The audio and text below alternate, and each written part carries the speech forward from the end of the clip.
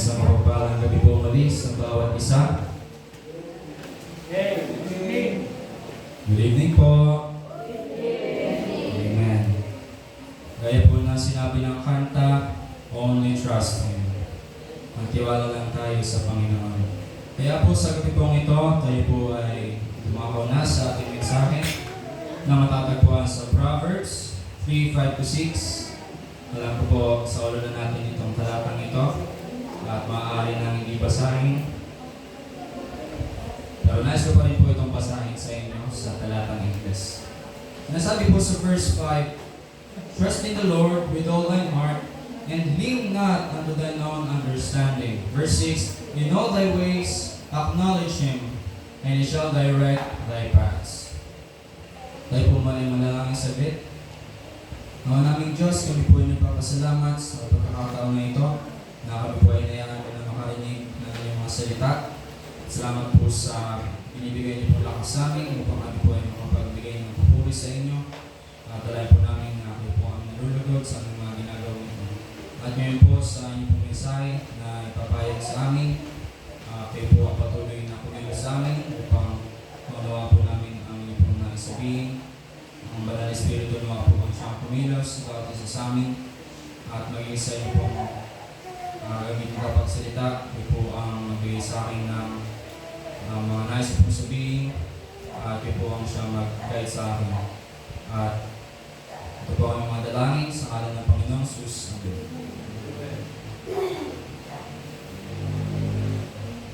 Napakalinaw po na sinasabi ng talata, di po ba? Na sinasabing trust in the Lord. At mas clarify pa ang salita ng Diyos. Hindi lang tayo basta matitiwala half-hearted or some of ourselves, pero buo with all thine heart.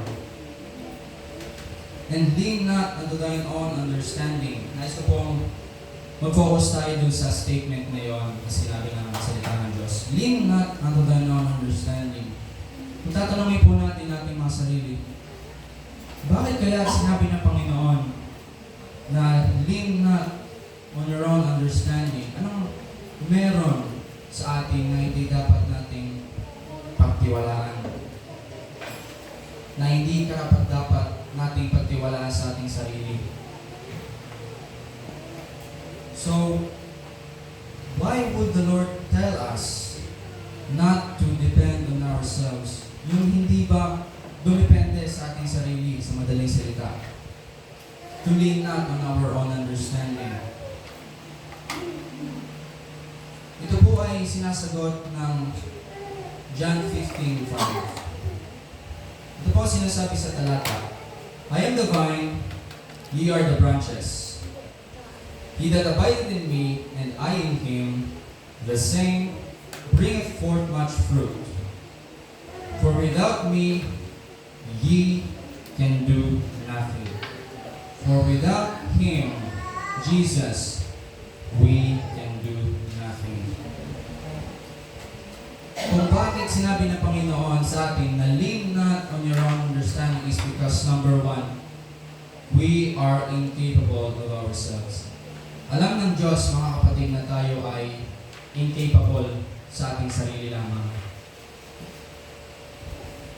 At mahalaga mga kapatid, na tanggapin natin sa ating sarili itong katotohanan na hindi natin kaya ang lahat ng bagay sa ating sarili lamang.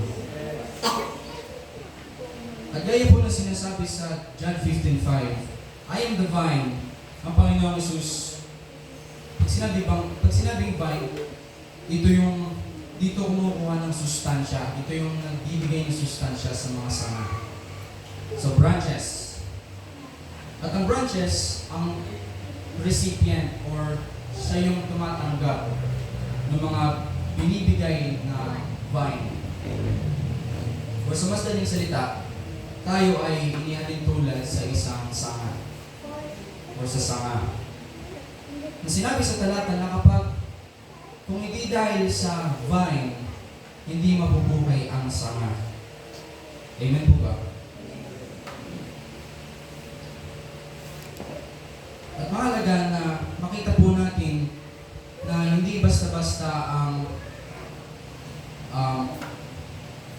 Mahalaga po na makita natin na napakahalaga na ang sanga ay manatili sa vine. Kagaya po natin na manatili tayo sa Panginoon. Alam niyo po ba na kapag hindi natin tinatanggap ang ating sarili bilang mahina, is para po natin inaalis ang ating sarili sa Panginoon. Parang sanga mismo na pinuputol ang kanyang sarili mula sa vine, mula sa puno. Kasi malinaw po ang sinasabi ng talata, for without me, sabi ng Panginoon, ye can do nothing. We can do nothing. Kung hindi naka-attach ang vine, ang branch sa vine. Kung wala ang membro sa katawan. Hindi po ba? Parang kamay, kapag naputol, hindi mo siya makikita naglalakad dyan mag-isa. Kaya ba yun? Hindi yun ang design ng Panginoon. Kaya nga, tayo ay bilang mga sanga na kinakailangan nating manatili sa Panginoon. Magtiwala sa Panginoon, mga kapatid. Yun ay kinakailangan natin. Hindi lang natin dapat gawin. Yun po ay ating kinakailangan. Kasi po, if the branch, we Christians, is disconnected, iniwalay, separated from the vine, ang Panginoon, it will die, the branch, we will die. Maaaring hindi man mamatay pero hindi tayo lalago. Hindi tayo makakapagpatuloy kung hindi dahil sa Panginoon. Kaya lagi po nating iisipin o tatandaan na ang lahat ng bagay ay dahil sa Panginoon.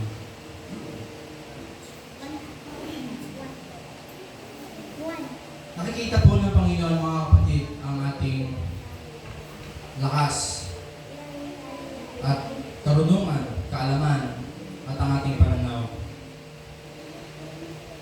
At kung bakit niya sinabi na lean not on your own understanding or magtiwala sa iyong sariling kaunawaan, is nakita niya sa atin na hindi sapat ang ating sariling lakas, kaunawaan, or karunungan, or pananaw para tayo ay mabuhay sa mundo ito. Mabuhay sa mundo ito.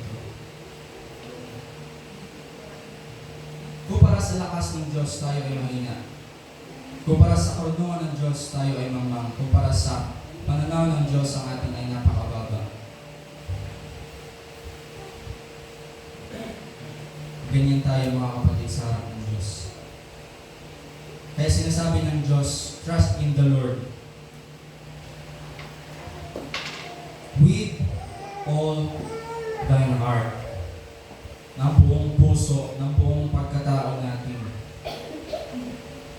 Kaya mga kapatid, ang biyaya ng Diyos sa atin, nakikita natin, maging sa ating buhay.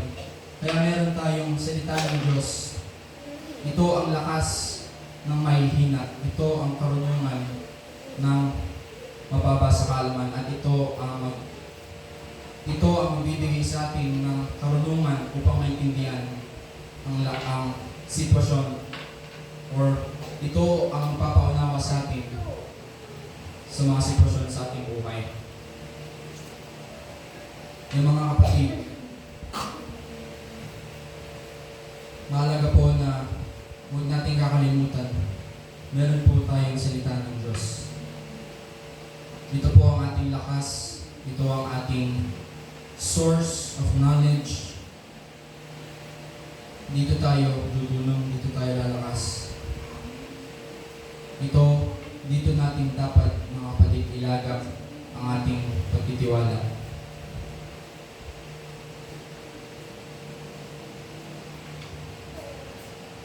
Amen po ba dun, mga kapatid? He knows we are incapable of ourselves. At pangalawa, kung bakit niya po sinabi ng Panginoon na lean not on your own understanding or sa sarili mong kakayanan or sa sarili mo, is because, number 2, He knows how wicked the flesh is. Kita ng Panginoon kung gaano kasama ang laman. Kita ng Diyos ang kasamaan ng laman. it's a good thing to think, mga kapatid, napakagandang bagay na alalahanin natin na tayo ay renewed na. Tayo ay nilinis na ng Panginoon, tayo ay niligtas na niya. At iba na ang pagkatao natin. Pero tayo ay nasa laman pa rin. Tayo ay nabubuhay pa rin dito sa mundo sa katawang ito. Pero since tayo ay bagong nilalang na, meron ng contradiction na nangyayari ngayon sa ating buhay. Sinasabi po sa Galatians 5, verse 16 to 17. Sabi po sa verse 16, "This I say then, walk in the Spirit, and ye shall not fulfill the lust of the flesh." Walk in the Spirit, mga kapatid. Ipamuhay ang salita ng Diyos. Mamuhay ayon sa salita ng Diyos. Mamuhay ayon sa kagustuhan ng salita ng Diyos. Mamuhay ayon sa kalooban ng Diyos. Magtiwala sa Panginoon, yung po bang kalooban ng Diyos? Yes, mga kapatid. Sapagkat ang Diyos ay hindi nagangad sa atin ng masama, hindi para sa ikabubuti. Kaya niya po sinabi sa atin ang sinasabi sa ating teksto. Sabi po sa verse 17 ng Galatians chapter 5, "For the flesh lusted against the Spirit, and the Spirit against the flesh. And these are contrary the one to the other, so that ye cannot do the things that ye would." Naalala po natin yung sinabi ni Apostle Paul sa isang talata na kanyang sinulat. Yung mga gusto niyang gawin ay hindi niya magawa. At yung mga ayaw naman niya ay kanyang nagagawa. So makikita po natin may paglalaban, may contradiction, may hindi nagsasang-ayunan within sa atin. Kasi maalala po natin, hindi tayo nakikipaglaban sa laman o sa dugo. Tayo ay nakikipaglaban sa Espiritu at tayo ay nakikipaglaban sa loob nating within us. Meron tayong nilalabanan na hindi natin nakikita. At itong laban na ito ay hindi basta-basta. Hindi siya ganun lamang kasimple. At ang matindi, hanggat buhay tayo, may paglalabang nangyayari.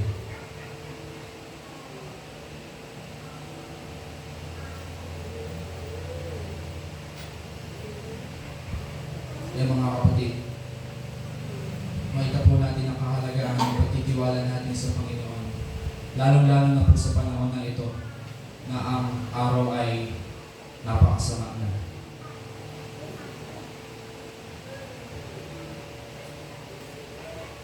Meron din po sinasabi sa talata ng Jeremiah chapter 17 verse 9.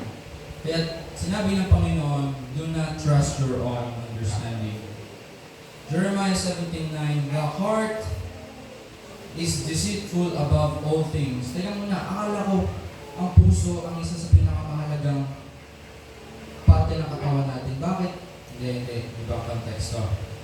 Ibig sabihin, itong pusong ito ay yung nasa loob natin na dito dinedetermine kung ano tayo. Ito ang nandito na dinedetermine ang katauhan natin. Kung ano ang nasa puso, yun ang ikikilos ng tao. Yun ang lalabas sa bibig ng tao. Out of the abundance of the heart, the mouth speaketh. The heart is deceitful above all things and desperately wicked. Desperado, progresibo, patuloy ang kasamaan, pataas ng pataas, patindi ng patindi ang kasamaan ng puso ng tao. At ang puso, ano panlilang? Posible ba na manilang ko ang sarili ko? Yes. Be ye doers of the word and not hearers only, deceiving yourselves. Mali ang sinasabi ng salita ng Diyos, mga kapatid. The heart is deceitful and desperately wicked above all things. So kung ganun, may isa lang po tayong babalikan, kundi hindi ang ating sarili ng Panginoon. Hindi sa sarili nating lakas, kundi sa kakayanan ng Panginoon. Hindi sa sarili nating karunungan, kundi sa karunungan ng Panginoon.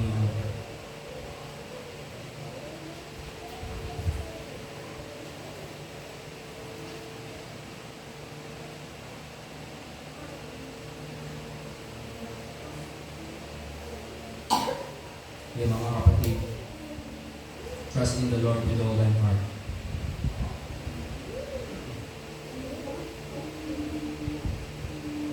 At sa ilang kadahilanan na napakinggan po natin sa gabi po ito, at sa maikling mensahe po na salita ng Diyos, tayo po ay dadako sa ating konklusyon sa ating teksto to verse 6. In all thy ways, acknowledge Him, and He shall direct thy paths. So, natugma na naman po ang ating pag-aaral sa ating Sunday School. In all thy ways, acknowledge Him. Sa ating decisions, plans, mga gagawin natin sa ating buhay, huwag po natin kakalimutan na lagi natin i-consult ng Panginoon. Kilalanin ang Panginoon sa lahat ng bagay sa ating buhay. And, pag ginawa natin, He shall direct thy paths. Tayo naman po ito yung tutulungan. Hindi po ba? Hindi naman na tayo basta lang papakinggan. Titingnan dyan kapag tayo yung tulong. Nandiyan siya lagi para tayo ay tulungan. Kaya po, walang bayad ang pagtitiwala sa Panginoon.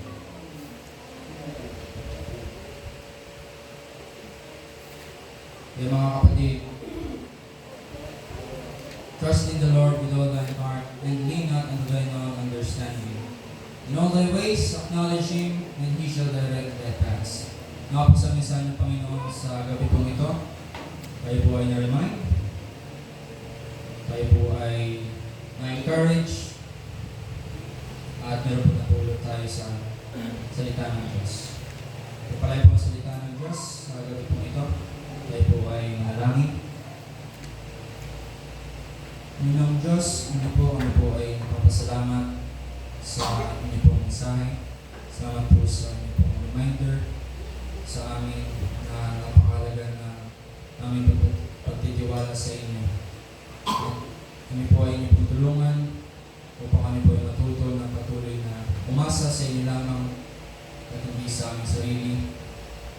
At kami po ay inyong pong patuloy na palakasin sa aming araw na pamumuhay habang hindi pa dumarating ang araw. At ngayon po sa oras na ito, kami po ay magkakaloob. Pagpalain mo po ang bawat isa at maging mga kaloob. Magamit naman po ito sa iyong pong mga ministeryo.